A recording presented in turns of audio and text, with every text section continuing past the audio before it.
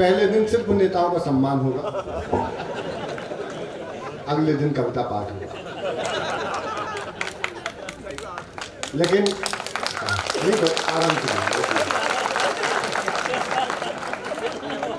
मैं तो देखिए, मैं तो मुझे पता नहीं यहाँ कितने लोग देखते होंगे, लेकिन मैं तो 7 समंदर पार भी गया तो वहाँ लपेटे में नेताजी के दर्शक हैं। अब यहाँ कितने लोग देखते हैं मुझे तालियां बजा करके बता दें।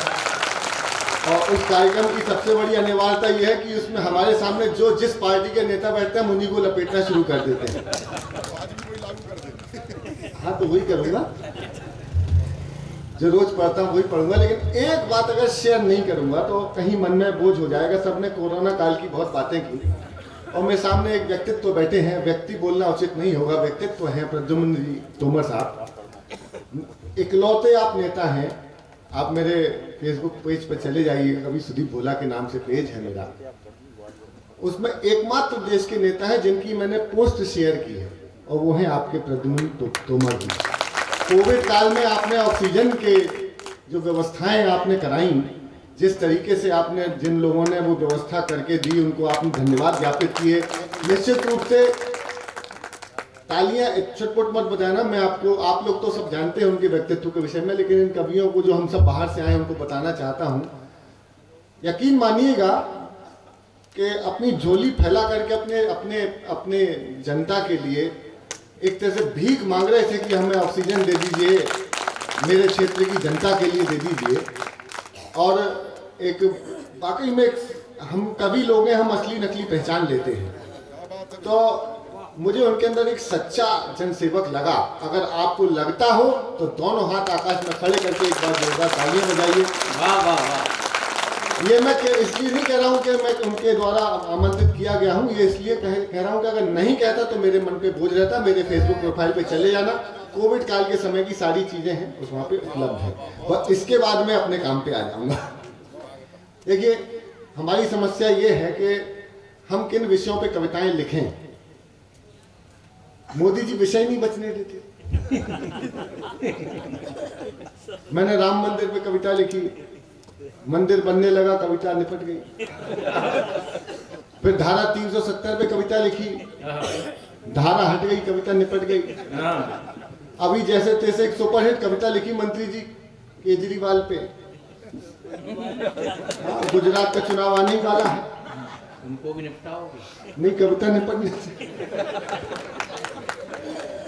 बड़ा विचित्र विचित्र काम है। अभी राजस्थान गया, वहां पे किस पार्टी में मैं उत्तर प्रदेश का चुनाव परिणाम गाऊंगा, मध्य प्रदेश में चुनाव परिणाम और बीच में जो कुछ हुआ वो भी गा करके बताऊंगा आपको। मेरे तो अभी ये जो मध्य प्रदेश में कांग्रेस की सरकार आई, मेरे तो 5 नंबर कट गए मेरी बेटी के परीक्षा में। प्रश्न ही ऐसा आ गया था, प्रश्न आ गया था 4 विकल्पों के साथ कि मध्य प्रदेश के मुख्यमंत्री का नाम बताओ। ए कमलनाथ, बी दिग्विजय सिंह, सी राहुल गांधी, डी सोनिया गांधी। मेरी बेटी कमलनाथ पर टिक कर आई। जब तक कॉपी जचने जाती, अरे वाह, मेरी बेटी के 5 नंबर कट गए। समस्या देखिए, समस्या यही है। हाँ, इन्हीं कटवाए।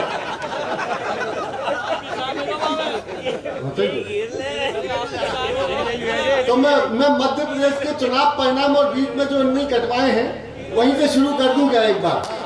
तो एक बार आदेश कर दीजिए। स्वागत किया जाए। ऐसे भाजपा के नेता बहुत बहुत ईमानदार, बहुत बढ़िया लोग होते हैं। मैं पुलिस वालों की कसम खा के कहता हूँ, तो इतने बढ़िया। मैंने भाजपा के नेता को 500 का नोट दिया, मैंने भाई साहब चेंज दे दीजिए, उनने मुझे 130 रुपए लौटा दिए। मैंने कहा बाकी, तो कहने लगे 370 खत्म। तालियां छुट मत बजाओ, मुझे शुरू करने के लिए थोड़ा सा सुनना। तो वहीं से मध्य प्रदेश के चुनाव जो बदले, मध्य प्रदेश की सरकार वहीं से शुरू करता। सुनिएगा,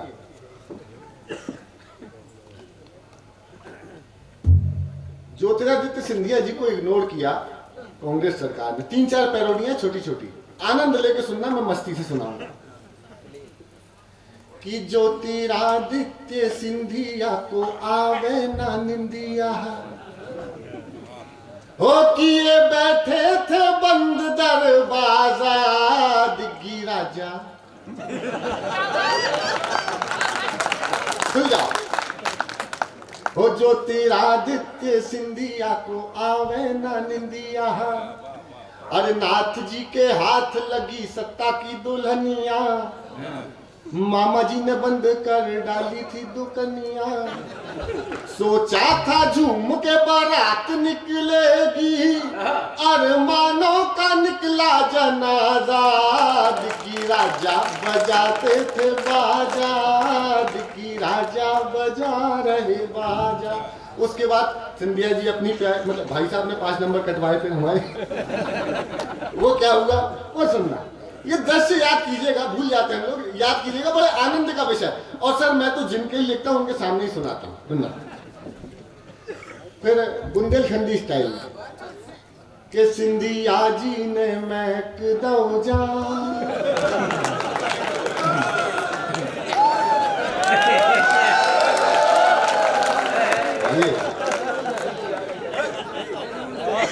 नहीं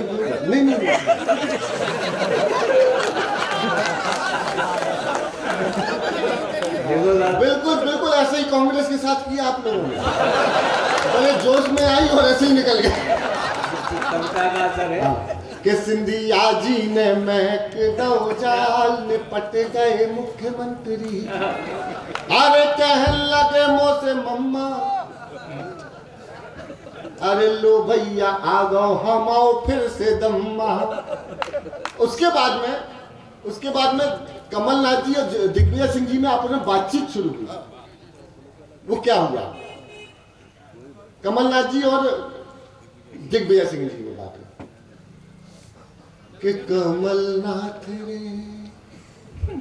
हाय कमलनाथ रे, बड़ा धोखा हुआ अपने साथ रे, कर गए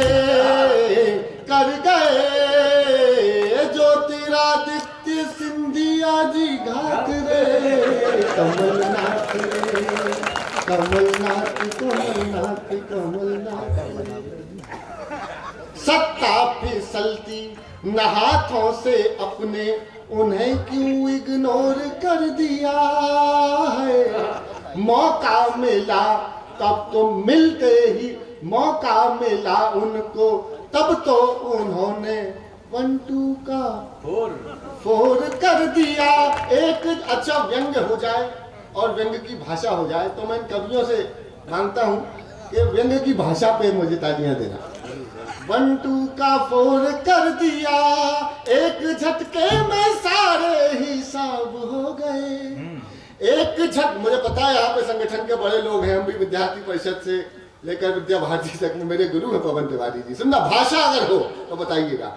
एक झटके में सारे हिसाब हो गए, कल थे महाराज अब भाई साहब हो गए। हाय रे कमल वालों में ढूंढ लिए नाथ रे, कमलनाथ रे। खत्म। ताली बजा दो। देखिए हम तो देखिए यहाँ पे सरकार है भाजपा। मैं तो अभी राजस्थान होके आया, राजस्थान में मुझे बुलाया किसान का गीत सुने। यहाँ पे भी आया तो किसी ने कहा किसान की कविता जरूर सुनाऊंगा मैं जरूर।